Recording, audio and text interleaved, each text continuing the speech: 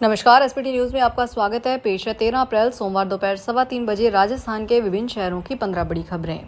प्रधानमंत्री नरेंद्र मोदी ने आज सोमवार को राजधानी दिल्ली स्थित विज्ञान भवन में नारी शक्ति वंदन सम्मेलन को संबोधित किया। इस दौरान पीएम मोदी ने कहा कि देश की विकास यात्रा के इन अहम पड़ावों के बीच भारत 21वीं सदी के सबसे बड़े निर्णय में से एक निर्णय लेने जा रहा है। उन्होंने कहा, मैं बहुत जिम्मेदारी के साथ कह रहा हूं कि 21वीं सदी के महत्वपूर्ण निर्णयों में से एक महत्वपूर्ण निर्णय ये है कि ये निर्णय नारी शक्ति को समर्पित है, नारी शक्ति वंदन को समर्पित है। यह सम्मेलन देश में महिला नेतृत्व को बढ़ावा देने और विकास की मुख्य धारा में महिलाओं की भागीदारी को और मजबूत करने की दिशा में एक अहम पहल माना जा रहा है। ग्लोबल मार्केट में कच्चे तेल की कीमतों ने एक बार फिर कोहराम मचा दिया है। अमेरिका और ईरान के बीच बढ़ते तनाव के कारण ब्रेंट क्रूड और अमेरिकी क्रूड दोनों ने ही $100 प्रति बैरल का मनोवैज्ञानिक स्तर पार कर लिया है। जहां अंतर्राष्ट्रीय स्तर पर कीमतें 7% से 8% तक उछल गई है, वहीं भारतीय ग्राहकों के लिए राहत की बात यह है कि देश में फिलहाल तेल की कीमतें स्थिर बनी हुई है। तेल की कीमतों में इस ताजा उछाल के पीछे सबसे बड़ी वजह अमेरिका और ईरान के बीच बढ़ता सैन्य और कूटनीतिज्ञ तनाव है। पाकिस्तान के इस्लामाबाद में दोनों देशों के बीच 21 घंटे तक चली शांति वार्ता बिना किसी ठोस नतीजे के खत्म हो गई। कांग्रेस संसदीय दल के अध्यक्ष और राज्यसभा सदस्य सोनिया गांधी ने सोमवार को केंद्र सरकार के प्रस्तावित विशेष सत्र और उसके जुड़े विधायकों को लेकर गंभीर सवाल उठाए।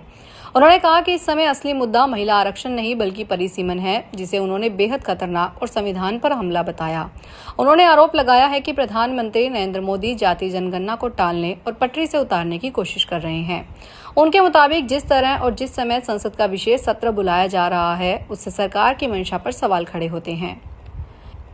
देश की सबसे बड़ी मेडिकल प्रवेश परीक्षा नीट यूजी को लेकर नेशनल टेस्टिंग एजेंसी ने अहम अपडेट जारी किया है।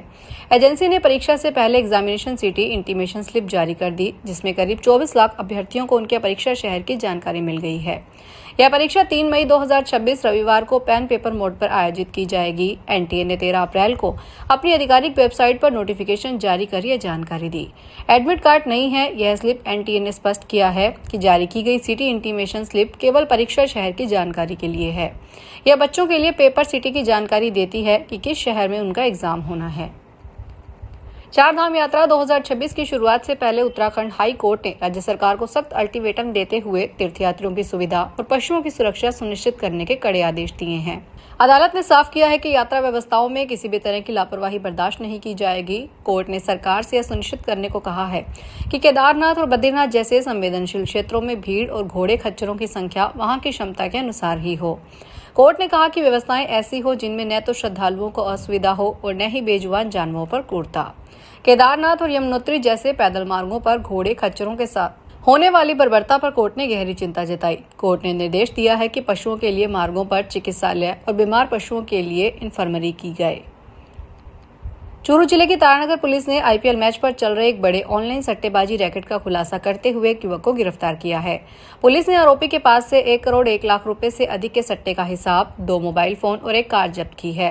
यह कार्रवाई करणपुरा से 7 मील मार्ग पर एक सुनसान जगह खड़ी कार में की गई। प्रशिक्षु आरपीएस और तारानगर थाना अधिकारी स्वाति बुरी के नेतृत्व में गश्त के दौरान पुलिस को यह संदिग्ध कार दिखाई दी। उदयपुर सभांग के सलूम्बर के सराड़ा वन विभाग क्षेत्र में जयसमंद अभ्यारण्य के पास सोभाल गांव में एक लेपर्ड ने खेत में काम कर रहे 2 किसानों पर हमला कर दिया। इस हमले में दोनों किसान गंभीर रूप से घायल हो गए। हमले के बाद लेपर्ड पास के एक पेड़ पर चढ़ गया और घंटों वहीं बैठा रहा, जिससे पूरे गांव में दहशत फैल गई। ग्रामीणों के अनुसार शंकरलाल पुत्र रोड़ा और वाला पुत्र पेमा अपने खेत में पशुओं के लिए हरी घास काटने गए थे। लेपर्ड पहले ही ऊंची घास में छिपा हुआ था। जैसे ही शंकरलाल घास काटने लगा तो लेपर्ड ने उस पर हमला कर दिया।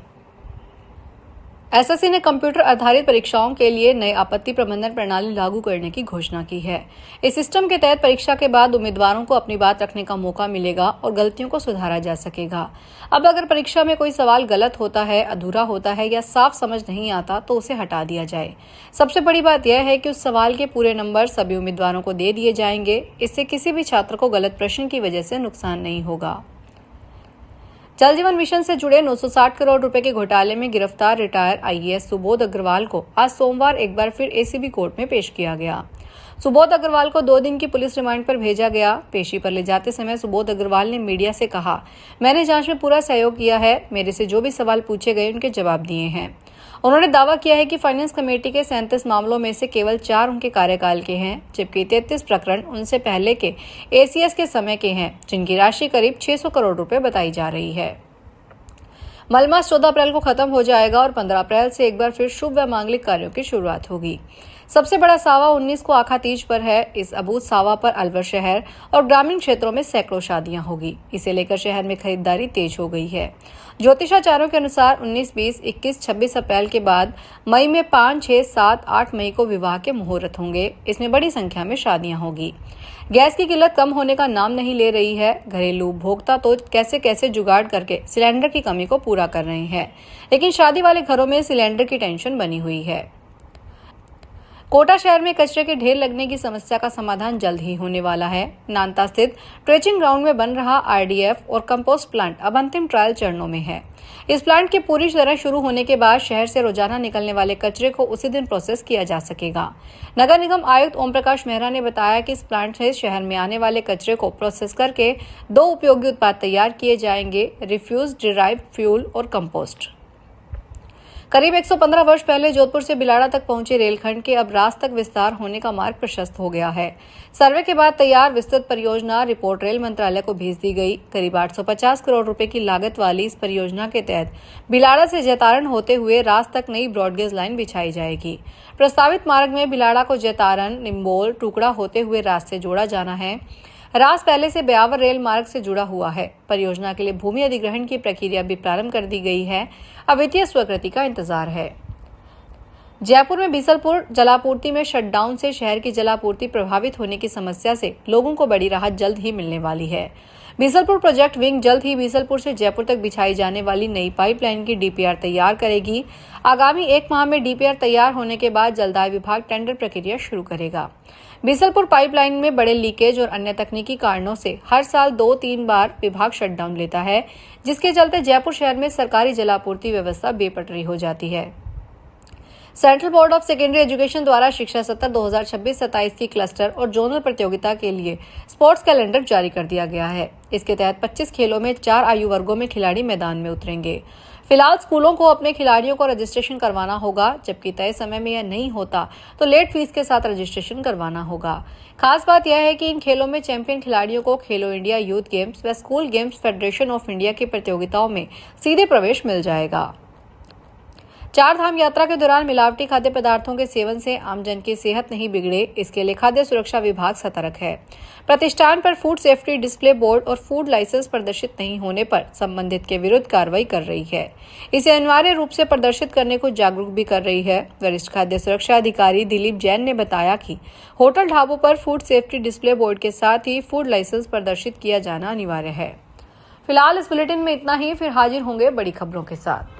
अगर आप भी अपने आसपास की छोटी बड़ी और महत्वपूर्ण खबरों से अपडेट रहना चाहते हैं तो सब्सक्राइब कीजिए हमारे चैनल एसपीटी न्यूज को और प्रेस कीजिए बेल आइकन पर।